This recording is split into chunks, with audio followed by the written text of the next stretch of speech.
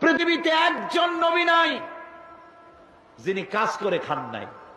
আজকে ইমামদের একটা সম্মেলনে আমি এই বক্তব্য রেখেছিলাম, জিজ্ঞেস করেছিলাম যে একজন নবীর নাম বলেন যিনি উম্মতের হাদিয়ার উপরে তার রিজেক, তার পরিবার নির্ভর করত, উম্মতেরা হাদিয়া না দিলে নবী আজকে না খেয়ে থাকবে। এইরকম কোন নবীর দুরবস্থা ছিল বলেন, আমাকে নাম বলেন।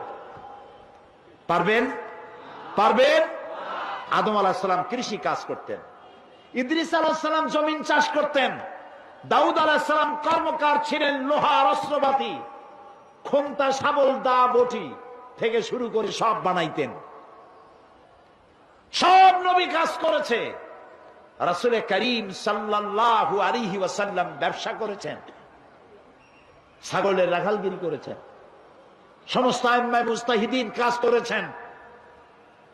রাসূলুল্লাহ বলেছেন এই হাতের চাইতে এই হাতের দাম বেশি। এই হাতটা কি? ভিক্ষা। এই হাতটা কি? এই হাতটা কি? দেওয়া। রাসূল বলেছেন এইটার দাম বেশি। সুবহানাল্লাহ কর।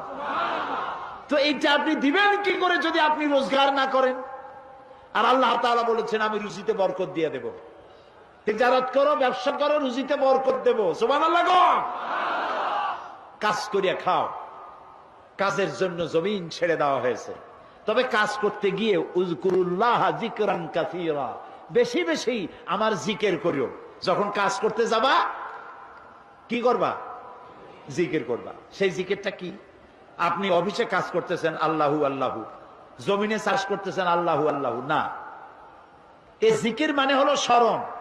তুমি নামাজ পড়িয়া অফিসে গেছো, আমি যদি এই জিকির মানে স্মরণ, আমি আল্লাহ যেন তোমার মাথায় থাকি, তোমার ব্রেনে থাকি, তোমার মনে থাকি। যদি তাই থাকি তাহলে তুমি কলমের খোসা দিয়া তোমার অধীনস্থ ব্যক্তির চাকরি নষ্ট করতে পারবা না। চাকরির সময় আমি যদি তোমার দিমাগে থাকি, সরকারের টাকা কলমের খোঁচা দিয়া পকেটস্থ করতে পারবা না। টিয়ারের গম আর কাবিখার গম জন্মের খাওয়া খাইতে পারবা না। এটার নাম রাখছে কাবি খা, মানে খাবি, জন্মের খাওয়া খা, খাবি খা।